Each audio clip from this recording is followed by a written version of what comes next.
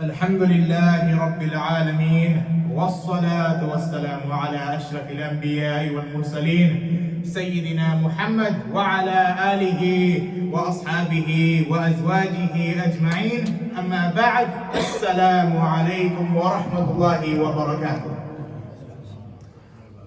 All praise be to Allah Azza wa Jal, our Creator, our Sustainer, and the Bestower of infinite mercy.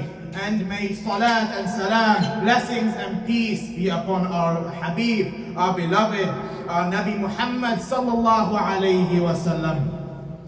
Today I would like to talk about a very important topic, and this is upon having tawwakkul in Allah tabaraka wa ta'ala.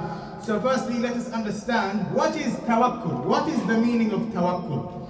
Tawwakkul in the Arabic language, it comes from the root verb wakala, which translates as he depended on, or he relied upon. Now when we put it into context, we put the word together and we say tawakkul or tawakkul in Allah tabaraka wa ta'ala. It means to have trust in Allah tabaraka wa ta'ala, or to have reliance, or to have dependence in Allah Azza wa Jal.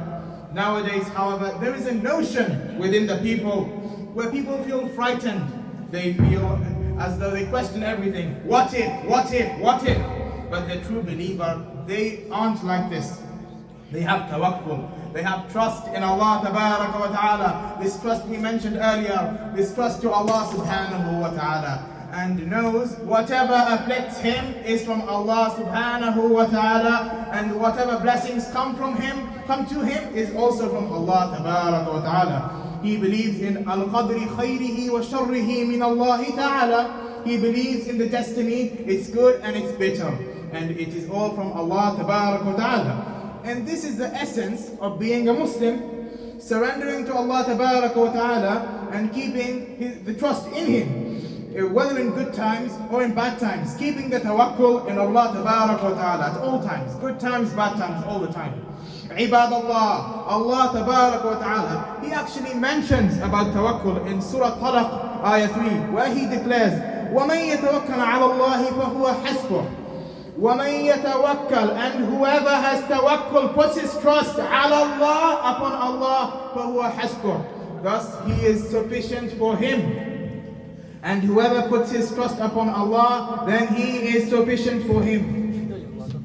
أيها المسلمون, this tawakkul, this reliance, this trust to Allah tabaraka wa ta'ala, to the deen, which is an important principle, it is an important aspect of the deen of Islam, and should be implemented in every moment and every state. Be it happy state, sad state, rich state, poor state, whichever state, whether you're rich or you're poor, or you're happy and you're sad, it should be in whichever state where one is.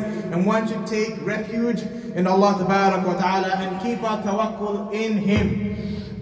For only He can help us. Of course, we in life, we may come across hardships in life, but it is our test to see if we continue to have tawakkul in Allah tabaraka wa ta'ala. Because we must remember that Allah tabaraka wa ta'ala, He will test us, but He won't test us more than we can bear. Will He test us more than we can bear? No.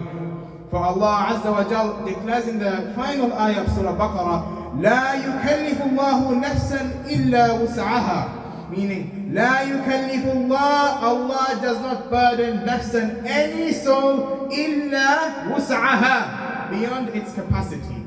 Allah does not burden any soul beyond its capacity, beyond what it can bear. The wus'aha, the capacity, what it can bear.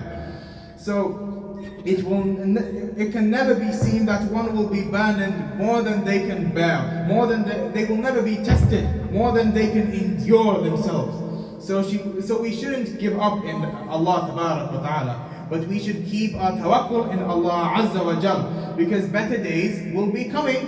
أيها الحاضرون, for us to truly understand the meaning of tawakkul, we must go and look at the lives of the Anbiya, the prophets, for they are exemplary for showing us the examples of tawakkul, from their own examples, from their own experiences, from their own stories.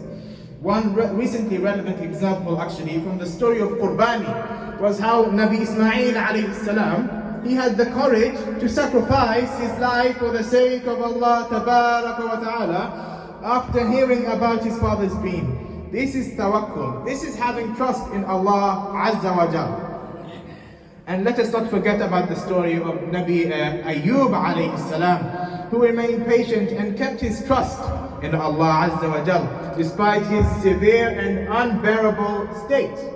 And how the story of our Nabi Muhammad sallallahu alayhi wasallam, who despite all of his challenges never fell in despair but continued to trust Allah tabaraka wa ta'ala. And these are the examples of true tawakkul, and we need to try our best to emulate this.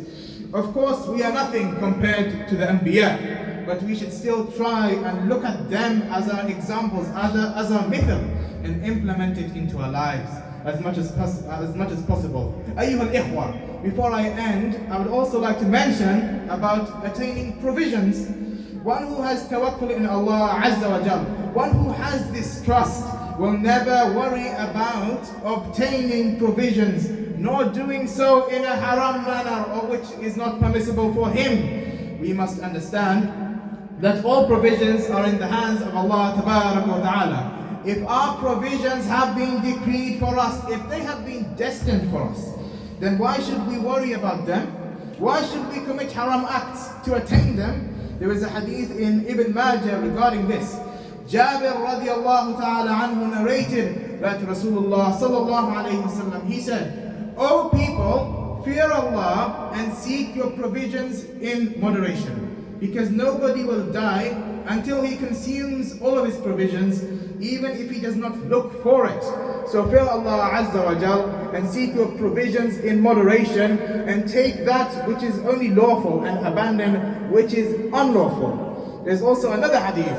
Umar radiallahu anhu said to Rasulullah sallallahu alayhi wasallam, "If you all depend on Allah with due reliance, He would certainly give you provision, as He gives to the birds, who go forth hungry in the morning and return with the full belly at dusk." This is in Tirmidhi. I hope this has been beneficial. وآخر دعوانا الحمد لله رب العالمين والسلام عليكم ورحمة الله تعالى وبركاته.